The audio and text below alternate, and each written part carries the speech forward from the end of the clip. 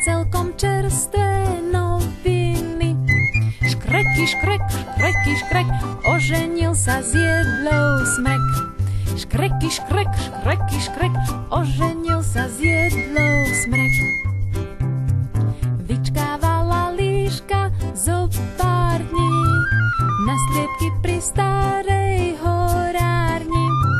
Šuchy, šuch, šuchy, šuch, takmer prišla o kožuch. Šuchy, šuch, šuchy, šuch, takmer prišla o kožuch. Čo to kmotru straku napadlo?